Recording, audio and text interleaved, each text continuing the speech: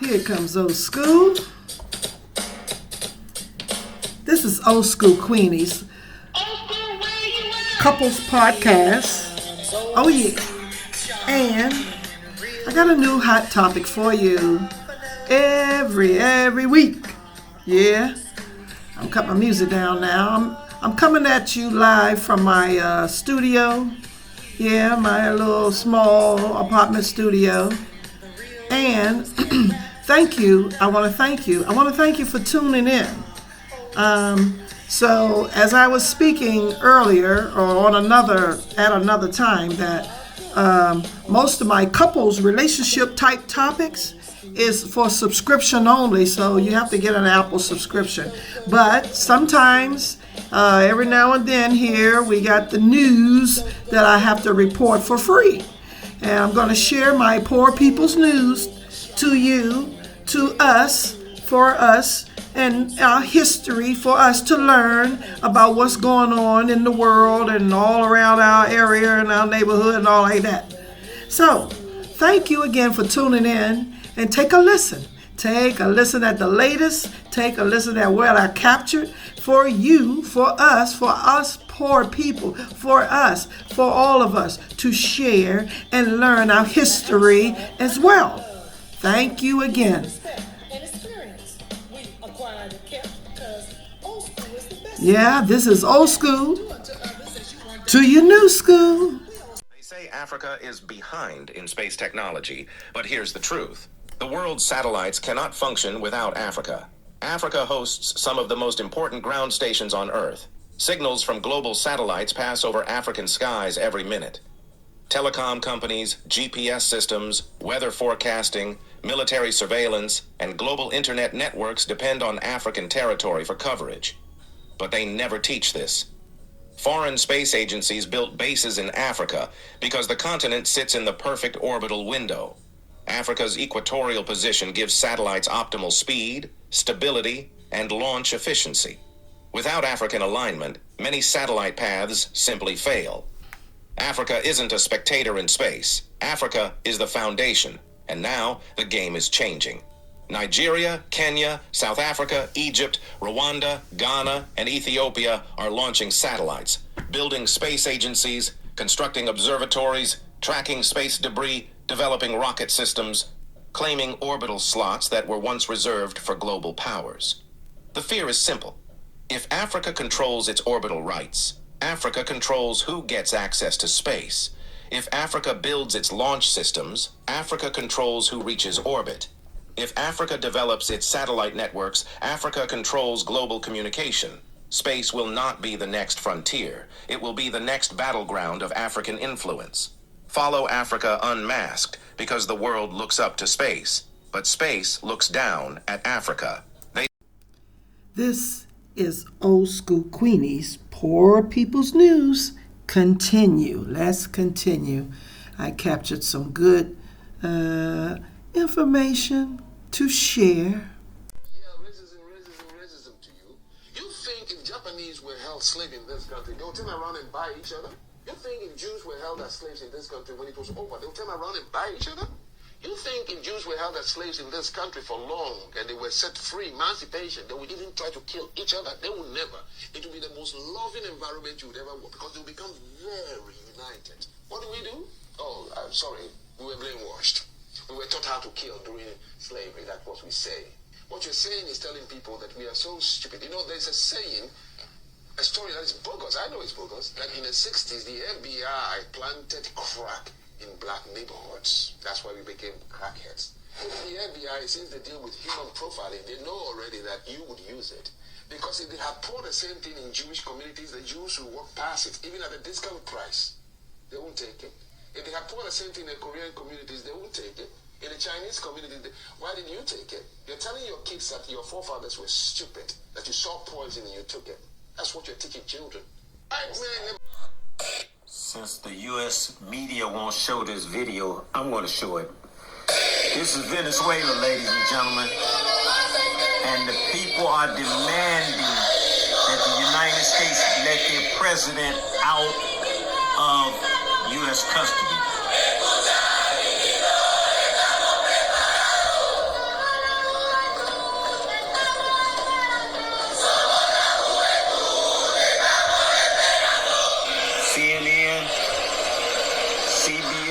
ABC, Fox News, none of them are going to show this, ladies and gentlemen. They're not going to show this.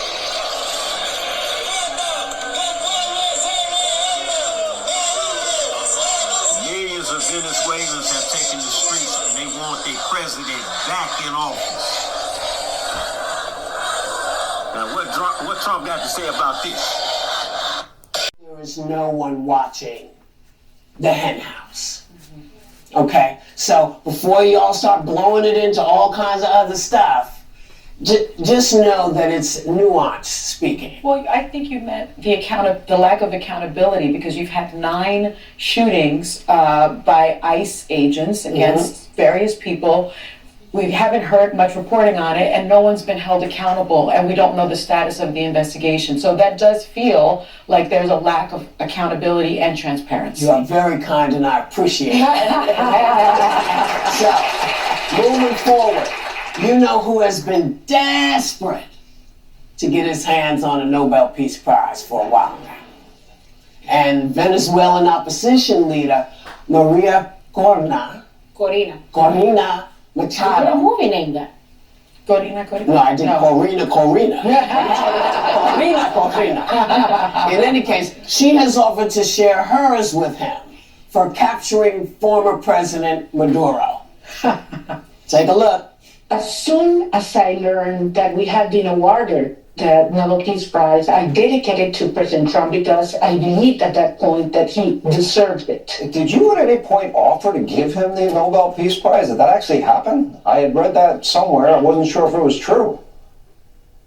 Well, it hasn't happened yet, but I certainly would love to be able to personally tell him that we believe the Venezuelan people, because this is a prize of the Venezuelan people, certainly want to give it to him and share it with them. Well, here's what happened with that. The Nobel Committee said, that's not going to happen. And they're very clear. They say, once a Nobel Prize is announced, it cannot be revoked, shared, transferred to others. The decision is final and it stands from now until forever. Okay? Now, you mean you can't share your Oscar with me? No, I took it years ago. I mean, I can share it with you, but that's a shared thing. That's not Tony. Can I have your Tony? Can we have those things? Well, you know what? I don't mind sharing because they're wonderful things. But will the Academy that's not the recognize same. me? You don't try. Well, that's not what we're talking about. We're talking about I'm going to give you my thing. That's me giving it to you. That's not the Academy. That's not the Academy. That's not the Nobel Peace Prize people giving it to you. I think it's important for people to understand, and Anna and I have been talking about this. One of the reasons why she is now saying that she will give it to him, that she will share it with him, is because she wants to be president of Venezuela. Yeah. And under, I think there was somebody had to stand in for her, and he won by 70%. and that person won by 70%. So she truly would be the duly elected president of Venezuela. Now, according to 2 sources in the White House, the reason that Trump is backing the current president, Delcy Rodriguez, is because they said if she had turned it down and said, I can't accept it because it's Donald Trump's, she'd be the president of Venezuela today. He is upset that she did not turn it down and give it to him, and that is why she is now offering it to him. When I saw this interview on Hannity, Yes. I didn't think anything about it was impromptu. I think this was arranged, because who watches Fox News? Who watches Hannity? Donald Trump watches. I think that interview was for an audience of 1. Look. I have a ribbon I won in the Miami-Dade County Youth Fair in 1984 for writing a haiku. If it means he will shut up, start acting like a real president, and support real democratic transition in Venezuela, I will gladly pitch it in. One thing I do want to say, though, and I hear the music playing, is last Thursday, this, in my view, illegitimate Venezuelan regime, Maduro's minions, announced that they were releasing political prisoners. They have released, up to date, 11. There's almost 1,000 political prisoners being held in Venezuela, and Donald Trump cannot normalize this regime. while there are still Venezuelans being tortured, jailed, and repressed in that country.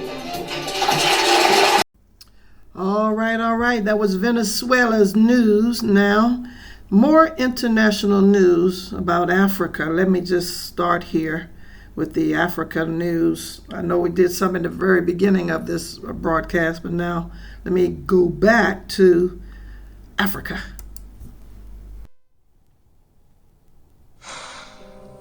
Listen, guys, there is a lot of agenda flying around this morning. Nicki Minaj is getting dragged. The timeline is streaming how Trump is invading Nigeria for the mineral resources and invading AES. I've seen all this. But I need to clear up something, or at least speak my mind as a Nigerian living in Nigeria, because the gaslighting is too much. I don't see this energy when Christians are being slaughtered and killed on daily basis in this country. First off, can you guys stop the car? You keep shouting that they are coming for our oil. Are you even looking at the map? The airstrike happened in the northwest, specifically Sokoto and Zamfara. There is no oil there. The oil is in the southern part of Nigeria. So if the US wanted the oil, why would they be bombing the north? Make it make sense. Secondly, why are you guys sounding like you are defending these terrorists? The strike wasn't on innocent civilians. It was on the Islamic terrorists, the bandits, and the ISIS. For years, we've been enduring this group kidnapping the people, attacking the church, and raping our young girls. This isn't about resources. It's about safety. And for the woke crowd out there screaming about casualties, I have not seen any report of innocent civilians being attacked. I see reports of Lakuara and ISWAP camps being taken out. Even the Nigerian government admitted the sign-off on this. So trying to save the face of the people who terrorize you just because you want to push that America and Trump is bad narrative. And let me tell you, if you don't live here, if you are not one of the victims or related to these people, then your opinion doesn't really matter right now. I see a lot of people are confused of how ISIS is actually in Nigeria. So let me explain it to you. When the officials said ISIS in Nigeria, they are not talking about foreigners invading us. They are talking about ISWAP, which is the Islamic State of West African Province, and a dangerous new group in the northwest called Lakurawa. These guys are not just bandits. They are a franchise. They broke away from Boko Haram to join a global network. And guess what? They just don't kill people. They govern. They seize territories. They impose their own laws. Christian villages and clergy specifically. This is an organized province of global caliphate. And for 20 years, we've been lying to ourselves that we can solve this with a conversation. Here is the problem.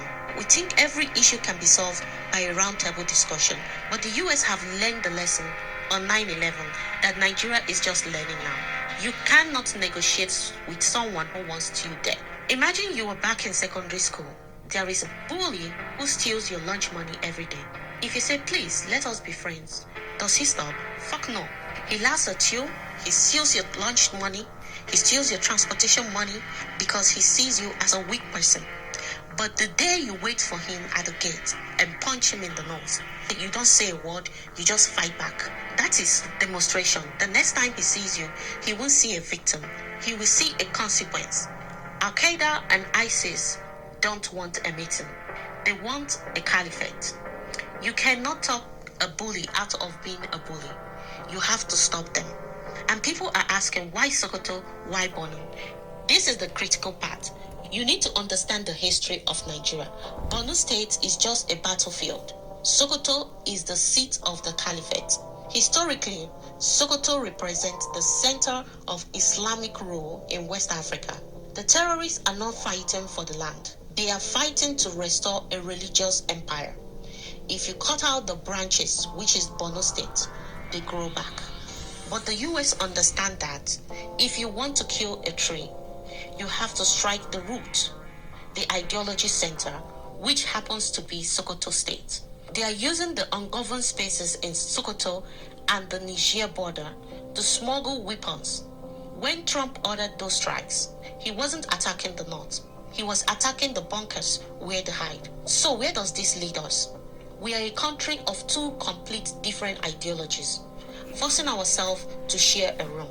The fundamentalists in the north have demonstrated that they want a Sharia state, which is why they are killing the Christians. The south wants a secular republic and democracy. We have been fighting this incompatibility for over 25 years. Israel and Palestine are fighting for it. Sudan broke up because of this. Seeing how people who don't give a fuck about the lives of Christians getting killed and the ongoing ethnic cleansing happening almost every day. The solution is not more bombs.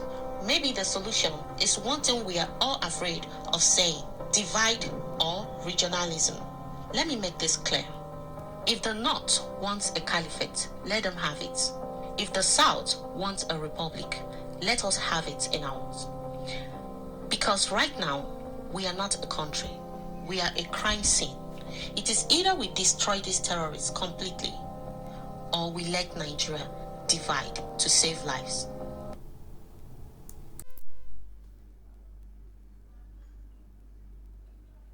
Christianity is facing an existential threat in Nigeria. Thousands and thousands of Christians are being killed. Radical Islamists are responsible for this mass slaughter. The United States cannot stand by while such atrocities are happening in Nigeria. I'm hereby instructing our Department of War to prepare for possible action. If we attack, it will be fast, vicious, and sweet. For years the North, new terrors roar.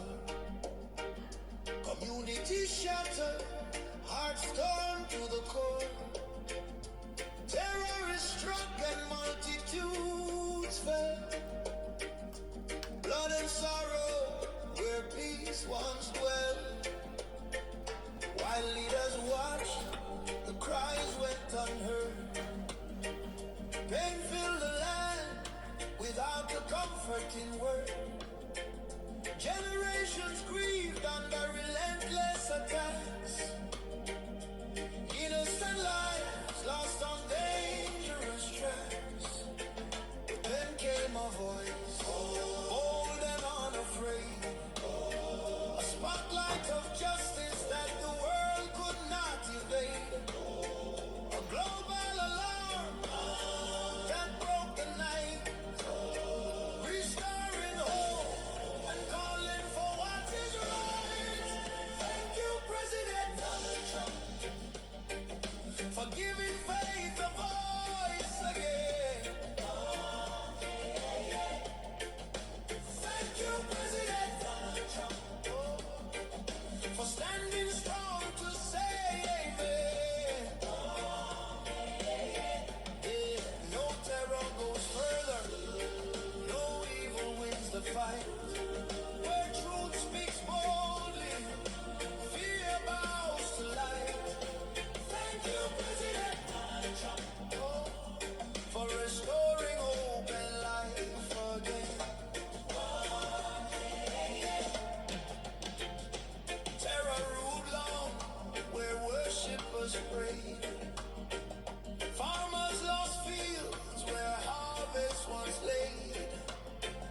Church bells rang soft under threats and fear. Mothers mourn sons year after year.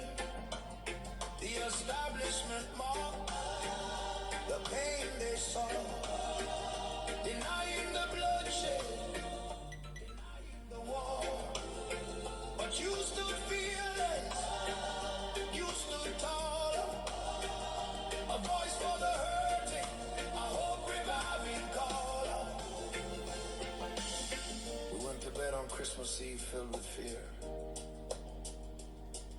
not sure what terror awaits us again.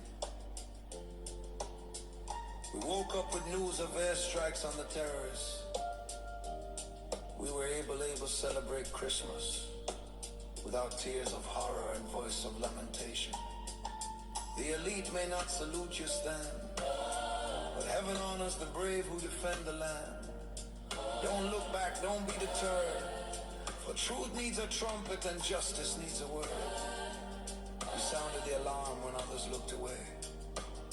You gave faith a voice when the hurting had none. We're Deception sets limits, but courage breaks them. Hope has a sound again. Thank you. Nothing's impossible if we believe. No giant survives where truth takes the lead. Hope restored, life reclaimed. Faith can rise where blood once stained. Nigeria leads, wash up remains. Hope is louder than terror's flame. Thank you, President Donald Trump, for helping hope to rise again.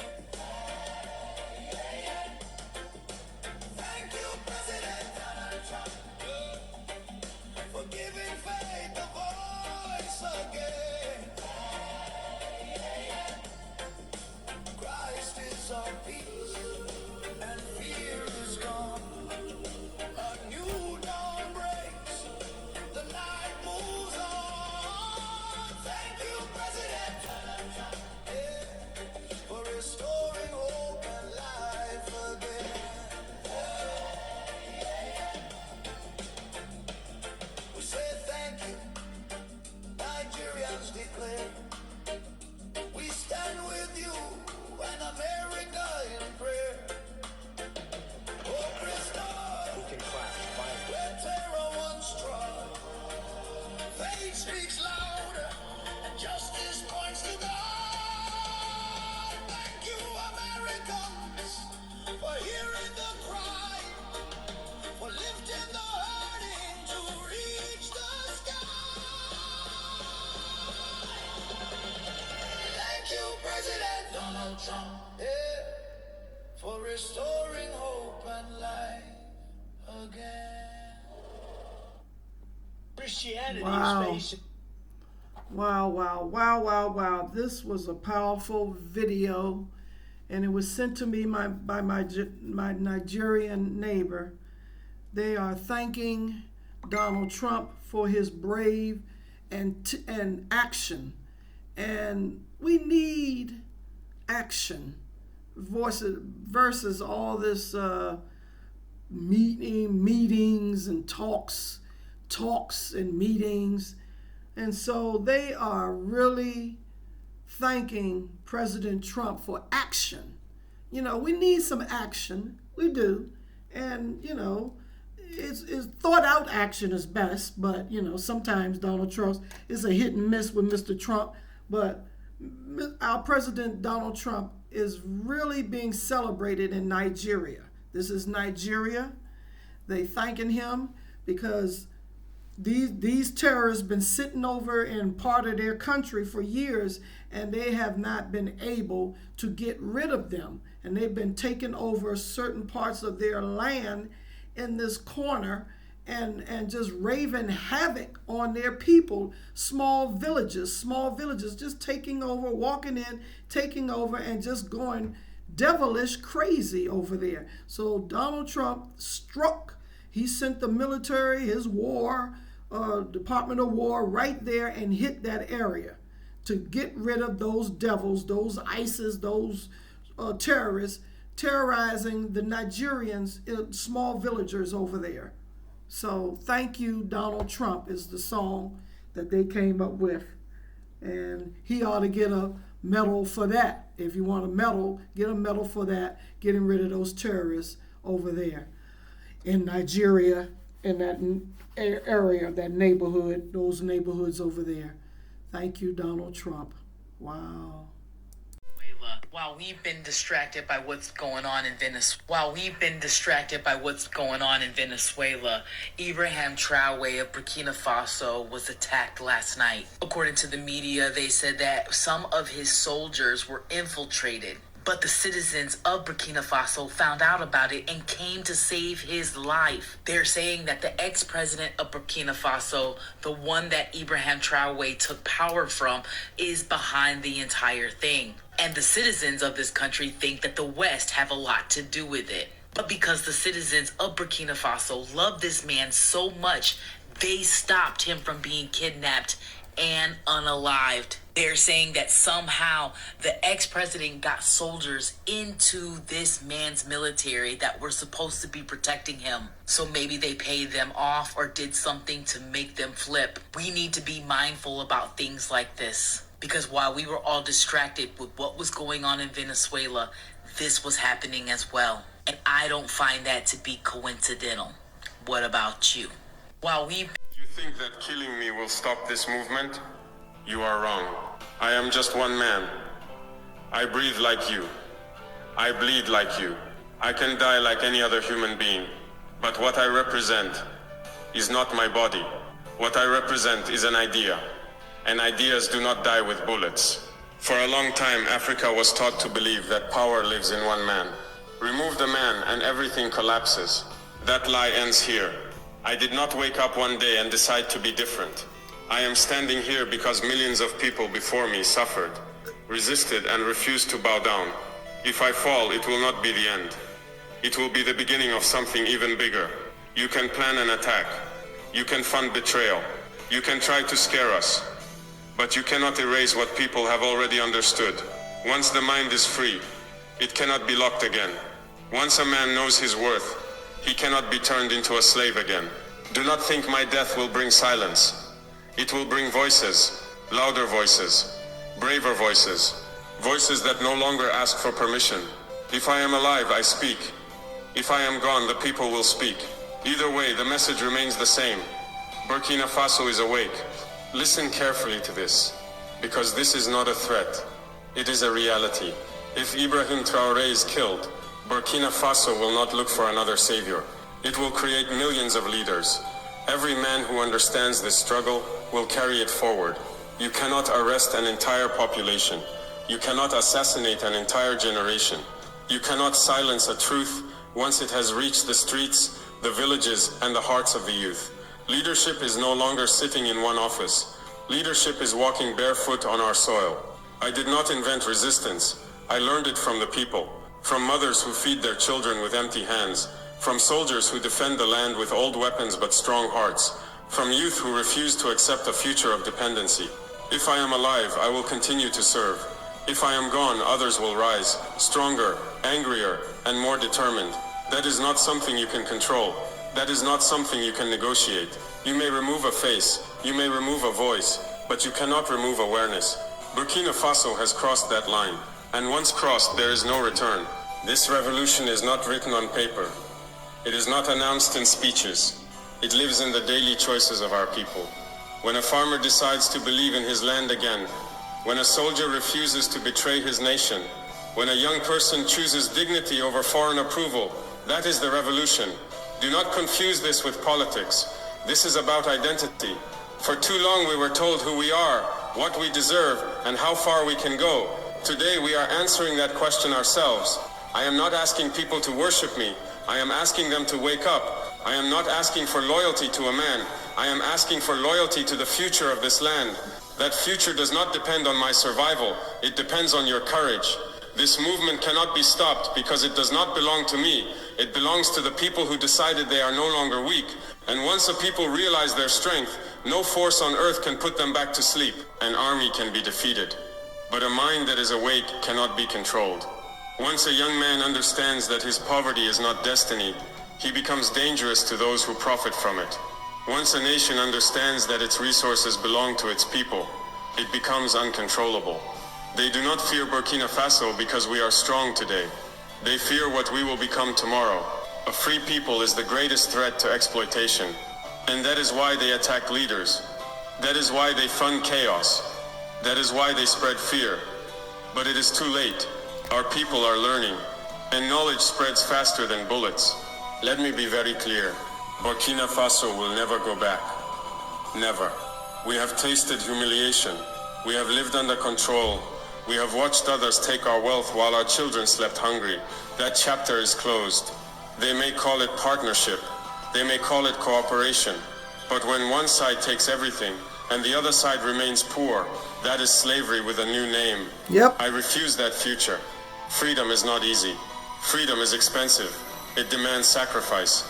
But slavery costs more. It costs dignity. It costs identity. It costs generations. I would rather lead a struggling free nation than a comfortable enslaved one, and I know our people feel the same. But this time something is different. The people are watching. The people understand. You can kill leaders. You cannot kill truth. And Africa is learning that lesson fast. I want to speak directly to the youth, because everything we are doing today is for you. This struggle is not about my position or my name. It is about whether you will live with dignity or spend your life begging for opportunities that belong to you by birth. For too long, young Africans were told to leave their land to survive. You were told success only exists somewhere else. That belief was designed to empty Africa of its strength. I reject that lie, and I want you to reject it too. You are not poor because you are lazy. You are not weak because you lack talent. You are poor because a system was built to take from you without giving back. Once you understand that, you stop blaming yourself and start changing reality. I want a future where our youth build, create and lead here, where your dreams do not require visas, where your value is not measured by foreign approval. This fight is so that you can stand tall and say, this land is mine and my future is here. An idea is permanent. History has proven this again and again. You may kill Ibrahim Traoré, you may silence this voice, but you cannot kill the idea of freedom. You cannot kill dignity. You cannot kill a people who have decided to stand. Burkina Faso has already chosen its path, and no bullet can change that. It's clearly. Thank you. Without fear. Thank you. All right, let's continue with more international news, and let's get some history. That's what we're missing. You need to listen for history before you make a comment or make your judgment. History. Unlike the first time of Pan-Africanism, Britain, France, and the United States can't stop it this time. Because Pan-Africanism was stopped from the outside, not from the inside. It was stopped by a bullet in the head of Patrice Lumumba. It was stopped by repeated overthrows by the CIA and MI6, and it cannot happen anymore. They don't have the power, they don't have the space, and Africa can prevent it. Most of the world is reaching the peak or has already reached the peak of their population. So what we have is aging rather than further population growth. China reached its peak population probably 2 years ago on the official estimates and will now experience quite a significant decline of population. China's at 1.4 billion people. By the end of this century, the projection is well below 1 billion. And the actual UN medium forecast is below 800 million. The one region of the world where the population continues to grow rapidly is Africa.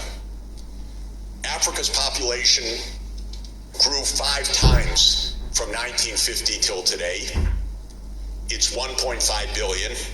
According to the medium forecast of the UN, Africa's population will reach 2.5 billion at mid-century and about 3.7 billion in 2100. And in percentage terms, this means Africa's population was 9% of the world population in 1950. Today it's 19%. 1 out of every 5 people on the planet is African. And by 2050, it will be about 25% of the world population. And by 2100, 35% of the world population. So Africa will be in the center of the world story, the world history, the world population, the world demographics in the course of this century. Now, what does all of this mean for Africa? I believe, not that it is inevitable, but I believe that it is feasible and the right target for Africa essentially to follow the path that China followed between 1980 and 2020 of, in a process of 40 years, going from low income to high income, going from quite widespread continuing poverty, especially in rural areas, to zero poverty during this period. and because of the demographic changes as well, becoming a powerhouse of the world economy. And that is what I think should be envisioned, should be planned for, and should be accomplished. China used its advantages of planning, foresight, visioning, and even what we call relative lag, its poverty, meaning a lot of catching up room, and technological innovation to achieve 10% per year economic growth over a 40-year period. There's the rule of 70, which many of you will know. If you want to know how much a growth process, how long it takes for something to double, take the growth rate and divide 70 by that growth rate. So if you're growing at 10% per year, divide 70 by 10, and that means every 7 years, the economy doubles in size. China achieved that kind of doubling over a 40-year period. So think about it. Every 7 years, you double in size. If you do that for 35 years, that's 5 doublings. 2 to the 5th power. 32-time increase of the economy in China. 32 times in 35 years. And because this continued even beyond 35 years, it's been about a 40-time increase of output of China, which is why China became the world's largest economy during this 40-year period. My analysis and recommendation is that Africa chart out such an ambitious trajectory, because Africa's time has come and its turn has come. China achieved rapid growth for 40 years. The other country of comparable size, India, has been growing at about 7% per year since the year 2000. Again, applying the same rule of 70, that means doubling every 10 years. And India has become, during this 25-year period, the 3rd largest economy in the world. And its poverty is now below 5%. Remember India having poverty everywhere?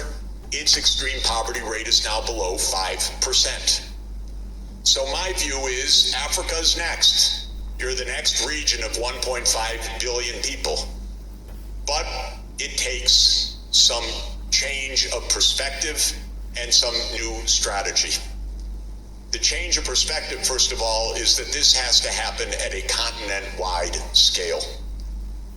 Africa was left after the imperialist age with 54 countries and a 55th one in dispute.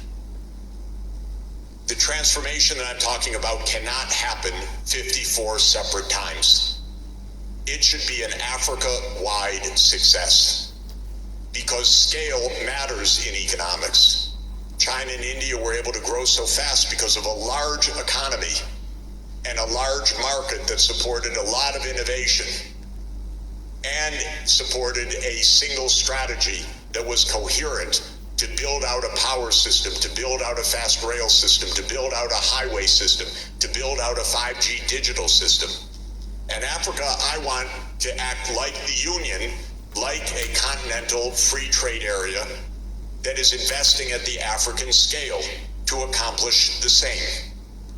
And that, I think, is the key first step to being able to replicate this rapid catching up plus leapfrogging process. In order to do that, first, think like a union, partner with universities across the continent to help engender this kind of Africa-wide ambition and strategy and know-how to get this done. Champion union, true African union, true Pan-Africanism to be able to accomplish this.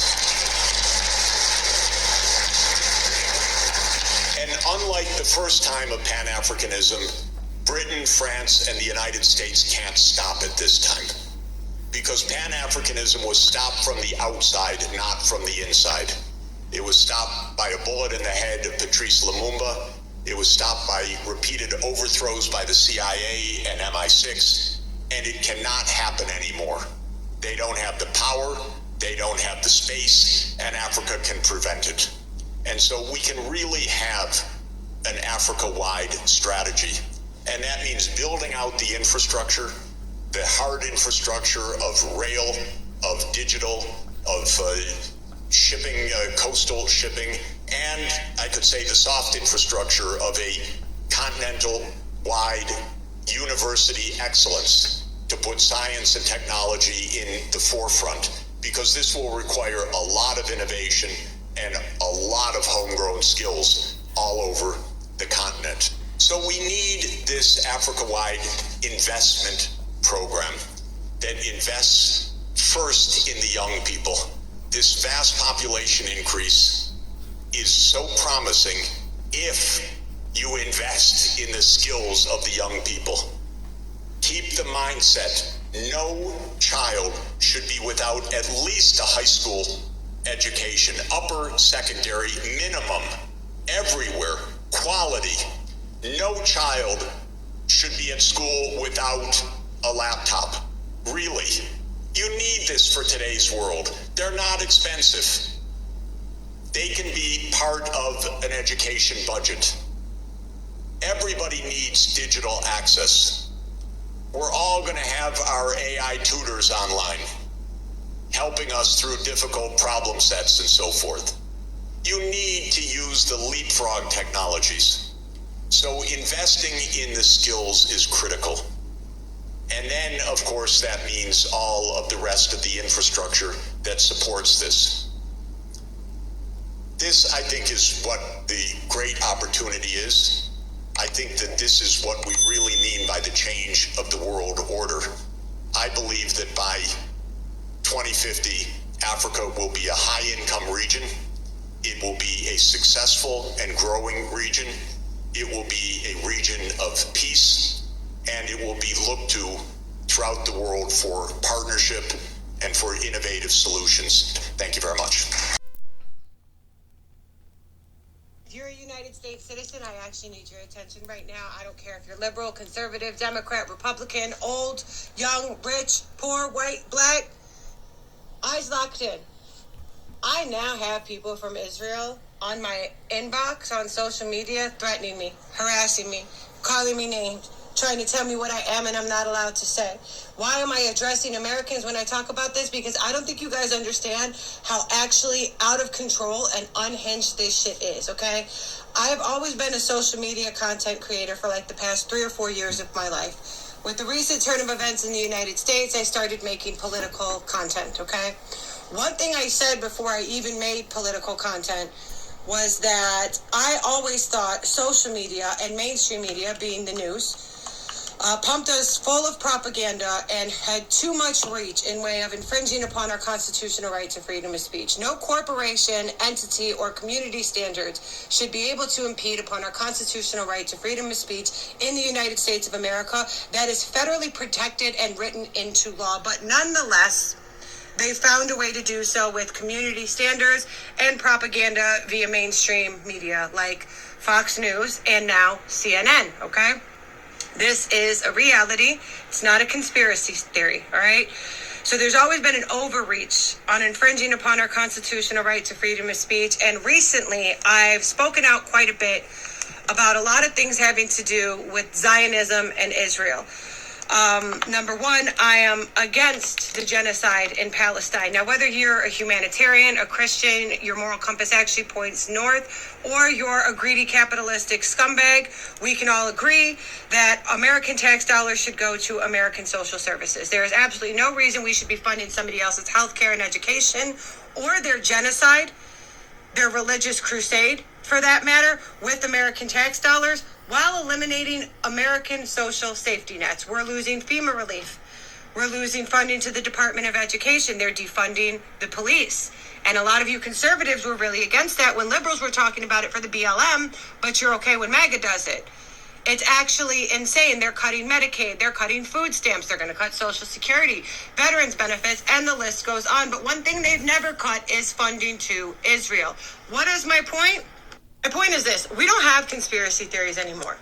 I have spoken very outwardly and done millions of views on a lot of my posts talking about Zionism and Israel. Zionism is a cult. Israel is a government. Judaism is a religion that is beautiful. But whenever you speak out against Zionism, the diaspora of Israel, and so on and so forth, they try to tell you you're anti-Semitic. Let me be disrespectfully clear to the people in my inbox. I can't be anti-Semitic when you're not fucking Semitic. Anti-Semitic is killing the Semitic people of Palestine. That's anti-Semitic. You're a European colonizer. That's what the fuck you are, okay?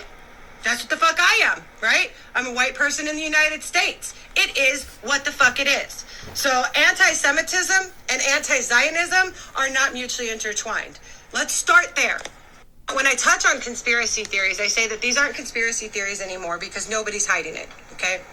This is a matter of public record. You can look at us.gov. 98% of Congress has taken AIPAC money, which comes directly from Bibi Netanyahu and Israel. They put $45 million into pro-Zionist propaganda on Google and YouTube. They've purchased TikTok. They own AI surveillance facilities. They're buying up our farmland in bulk as our farms collapse.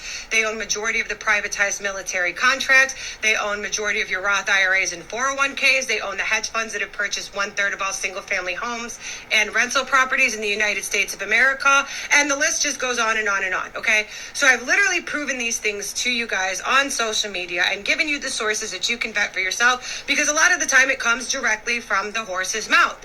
A lot of these politicians are not hiding it. They're trying to put Israeli flags outside of government offices. They're trying to put them in our schools, and these people are now so emboldened and entitled not only to our tax dollars, but us being their free-range tax slaves, that they genuinely believe they can reach into my inbox from halfway across the world and infringe upon my constitutionally protected right of freedom of fucking speech.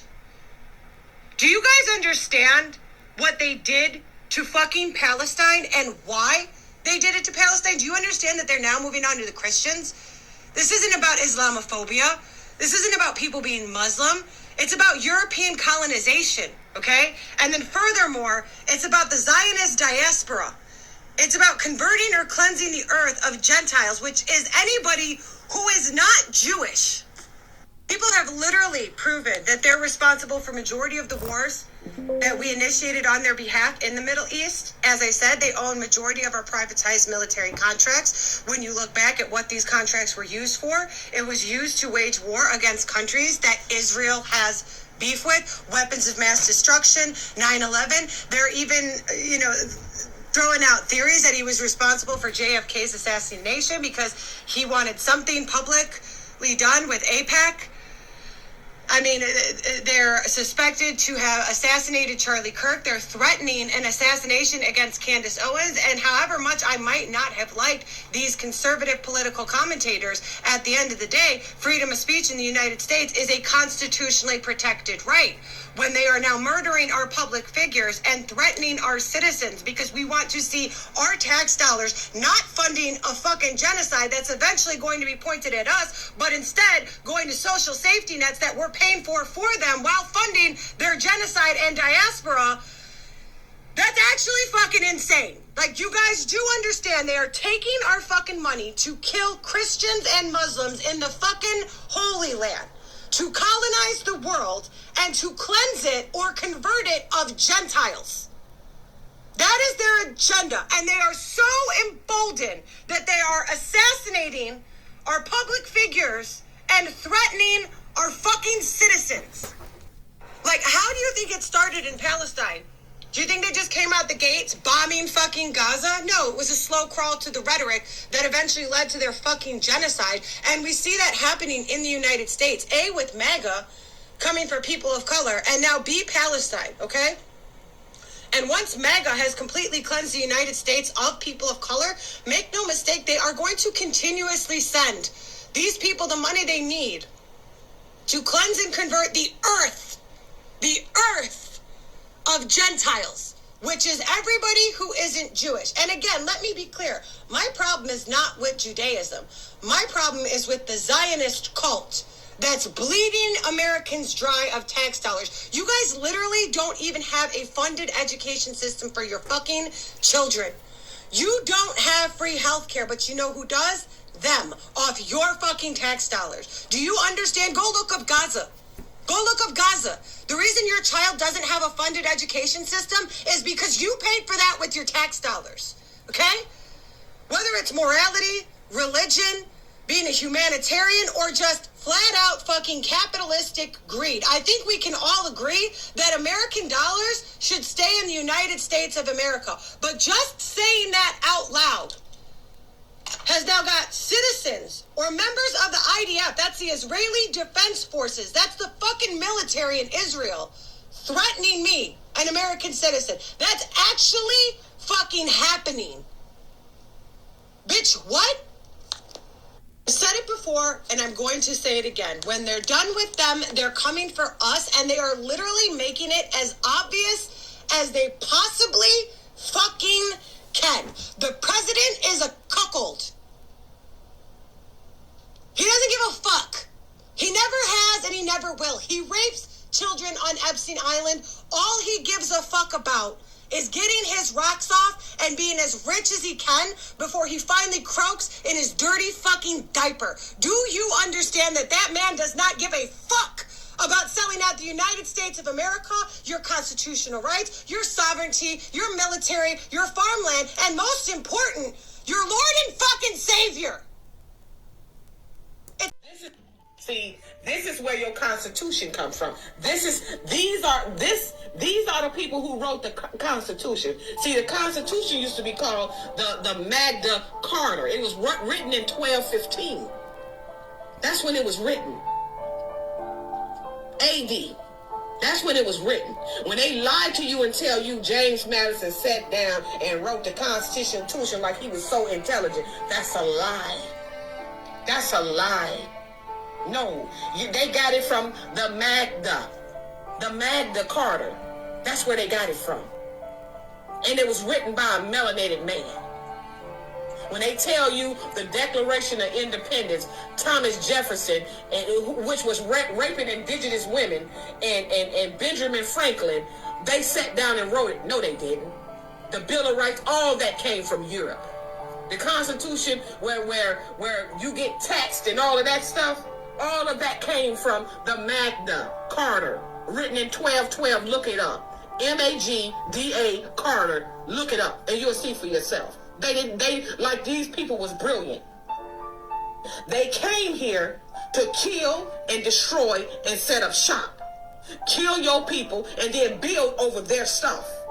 And the people who they put in front of us, most of them people be foreigners. With the exception of like Jesse Jackson. Jesse Jackson was a Cherokee Indian. Is a Cherokee Indian. And then, see, when it's people like Jesse Jackson and these other indigenous people, they only let them live a certain amount of time. But Sidney Poitier was a Jamaican, and he lived to be close to 100. See, what they do for them, they're not going to do for you, because you are superior. And because you don't want to walk in your calling, they walk over you. Because you don't want to walk in your calling. You want to play the victim. Instead of saying, no, this is our shit. And see, a lot of these people that you see out here talking, a lot of these people you see in the Pan-African movement and other movements that talk against us, saying that we are indigenous, a lot of them is foreigners. A lot of them, they're not, and I'm gonna tell you this too. They have infiltrated themselves in our families. All right, let's get some more. Let's go to celebrity news and more history. This was a little bit of history, and let's get some more history. We're here because we've heard about the torture of our Panther sisters in jail. My mother was pregnant with me while she was in prison. They've been isolated from other prisoners. They're kept awake by light. And these sisters aren't being given exercise and fresh air. And that's pretty terrible if you know anything about pregnancy. So I am 5 months pregnant, and there is no prenatal care. I ate powdered eggs and boiled potatoes and had to get a court order just to get 1 egg and 1 glass of milk. She was her own attorney, never been to law school, facing 300 and something odd years. I lost weight. My son, however, gained weight. So I was not born in prison, but I was cultivated in prison. And not only that, but they declared these Panther sisters to be unfit mothers, and they said they're going to take these children and do as they see fit with them. Fanny already said to me I was to take her baby, and that was hard to accept, that she may go away for the rest of her life. This is a trial that lasted for 13 months. Now they want the same rallies, the same support. They want the same articles in the Panther paper. We just felt that we had failed. But then recent events have given more indication of the extent of government snooping on civilians. we found out the existence of COINTELPRO. Last month, more than 1,000 documents were stolen from the FBI office in Media, Pennsylvania. In Media, Pennsylvania, some white radicals broke into FBI offices. They went down this corridor and somehow got through this door and stole all the files. And they leaked physical evidence of COINTELPRO to the press. The FBI once distributed a Black Panther coloring book that depicted the police as saber-toothed pigs. These and many other dirty tricks carried out by the Bureau were revealed by the FBI files on its counterintelligence program, codenamed COINTELPRO. They caught the lies and how diabolical this nation was. You know, we used to just think we were paranoid. But now we can see how COINTELPRO was at the center of most of our division. Planting lies, planting evidence, planting informers. They killed us, incarcerated us, tortured us, humiliated us. So all of that hard work, going to prison, being beat, being killed, losing our families. What was that all about?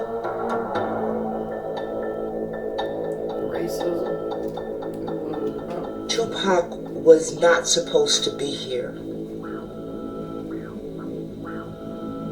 I had had only miscarriages after the 3rd month of conception, because this womb does not carry children that easily. And this child stayed in my womb healthy through hell. Clearly, God had a reason for this child to live. So the only question was, what was that reason? How are you this morning? Tupac was feeling betrayed by everybody. He was paranoid. We are in a time where art matters more than ever. Connection matters more than ever. You need to make art as your outlet, and fans need it as their connection point and healing balm. So we are also at a very interesting marketing inflection point in history, and the tides are turning, and this actually makes me feel wonderful as someone that runs a marketing agency. There's been some articles recently in the last few months that have begun to point to the fact that we might be cooling down on this crazy idea that we need to have hundreds of thousands or millions of followers. There was a huge article in the New Yorker called "It's Cool to Have No Followers Now." As social media becomes older, more manipulatable, and more automated by AI, flouting online popularity has gained a new cachet. And then the other thing was a great article that came out. It was in Rolling Stone. The future of music marketing is no marketing at all. The car video asking people to pre-save no longer works. Okay, so what does that mean? Does that mean that we stop marketing? No. Does that mean that we don't use social media to put new music out there when we have music? No, does not mean that. But what gives me hope in these turning tides is there's a new way of looking at this. And the article in Rolling Stone, as well as the New Yorker, kind of came to the same conclusion in both of these articles. And what the conclusion was connection matters more than ever, in real life experience matters more than ever, and creating something special bonds between fans and art is what is key. And so when I started writing Buzz to Bond, I wrote it as a reaction. I wrote it as a reaction because I kept seeing musicians using buzz marketing. And that is the numbers game, the chase for playlists, the viral moments, and these passive streams that create the illusion of success. For those of you that are old enough and you get that, stick it in the chat. But they fail to build lasting careers or create real fans. And buzz marketing is got three core principles that when I was thinking through it, I identified. Number one, be widely discoverable. So you make your music and your content easy to find. We have the DSPs now. We're findable on Spotify, on Apple, on all of the streaming sites. Then we go and we put ourselves up on SoundCloud and Bandcamp, and we just put snippets all over socials. And mass visibility does not equal meaningful connection. It just means that your music is easy to find. Another core principle of buzz marketing is you ride the trends. We leverage fads to catch algorithms and increase exposure. So this is forcing us to constantly adapt and react. Oh, there's a new trend that I need to ride that's like a dance trend, or there is a song trend on TikTok, or a sound that I have to make new TikToks with that sound because that's the thing that's going to get served. And so instead of actually thinking through what you're doing, you're constantly reacting. And then the third core principle of buzz marketing is you pay to maximize your reach. You're using ad platforms to build, like Meta or Spotify Ad Studio or YouTube ads, and you're relying on this paid reach. And it creates a never-ending expense. And what I keep seeing time and again, and I've spoken to hundreds of artists that are paying to maximize reach, and that includes paying Spotify playlisting companies, it doesn't give fan loyalty or long-term impact.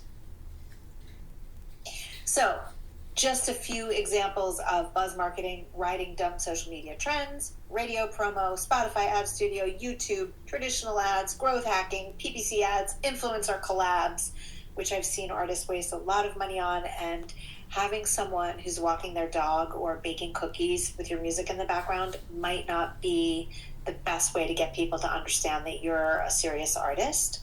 Guaranteed playlist submissions, and of course Meta ads. So this is all buzz marketing at its finest. It's that time. I see it, so I know you see it. We have reached our goal of $17 million raised for Fanbase on StartEngine. We've actually reached that goal a while ago, but I've been waiting to make this video because a lot has been going on in the country the last couple weeks, and I didn't feel appropriate to talk about this type of celebration at the moment that we're having.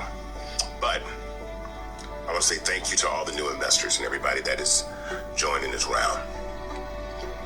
Something has happened in these last 2 weeks, though, since we've reached our goal, which is these apps are starting to show their true nature and their true intention moving forward, which I have called the Great Suppression. These algorithms, these platforms are silencing voices like never before. TikTok is now under US ownership, and they've already begun silencing creators, banning accounts, demonetizing accounts, and will continue to do so. And I expect TikTok to be nothing but a mirror image of what X has become under the leadership of Elon Musk. Another thing has happened is that people are still wanting to invest in Fanbase, but I'm starting to hear from younger people, younger voices that say, hey, look, I want to leave TikTok and I want to invest in Fanbase. And those calls or requests have been coming in more and more as these platforms develop and change in a negative way. And so, even though he's closed this round, I'm working on something, and we're going to do something about that. But thank you for 17 million. I'll be right back. All right. Thank you so much for tuning in. That was a fan base owner, Isaac Hayes Jr. His son, Isaac Hayes Jr., owns this. This is Black-owned fan base app. You look for the app called Fanbase. It has a lightning bolt on it, and you can open up your own account. I have one. You can follow me on my profile. I did a profile on Fanbase. So yeah, that's Black-owned, so that we don't be controlled. Algorithm. I'm done with this. Facebook and Instagram. I'm just really done, and I don't do postings for numbers. I don't work for them. It makes you feel like you're working for YouTube and and Spotify. I'm not working for them to get no numbers. No, I'm sorry, I'm not doing that. So anyway, because I'm a creator and I'm not trying to build no numbers. This is a lot of work trying to get your numbers up and then don't get paid. What is that about? The only people getting paid is your YouTube ads and the Spotify ads, as everybody's talking. Spotify, they getting paid. You're not getting paid. You're paying them. I'm not working to build no numbers like that. So that's just crazy. Anyway, thank you for my Poor People's News. Yep, this is us. We're sharing all our information. Sharing is power. Yes, indeed. So come back next Tuesday. Sign up for my letter and all that, my newsletter that I can put out to notify you what's coming down the pike. All right, and happy Black History Month. I'm going to come out with some good topics for Black History Month this month. Africa forces the world to deal with Black people differently, and that's why this matters, and that's why we need to be paying attention. Black Americans need to start paying more attention to African politics, because what's happening in Burkina Faso is a big deal. Burkina Faso is openly pushing back against France and Western control, and that matters a lot here because Africa's poverty comes from foreign exploitation and not bad culture or laziness. And when a country says no to bad deals and outside control, it shows that resistance is possible, and it proves that exploitation isn't inevitable. And it reminds people that these systems were built by choices and they can be challenged by choices. And if one country starts to push back, others can too. And once people starts to see that it can be done, fear starts to break, and that's how real change begins. Africa is not separate from us at all. The same global system that exploits Africa also exploits Black people in the United States of America. When African nations take control of their land, their resources, and their politics, that system gets weaker everywhere. When Ibrahim Traoré started pushing back on foreign control, the old playbook showed up fast. Former elites tied to Western power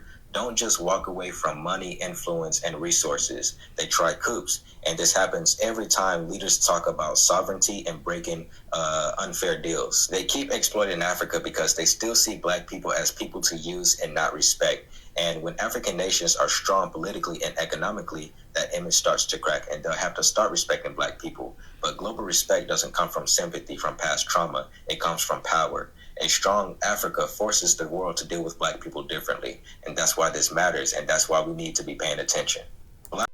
Thank you, podcast audience, for your support. And if you would click the link in this podcast, you can get a newsletter to hear more of what we highlight for the week. Our hottest topics of the week can be sent directly to you via email. Leave your email at the link. Thank you.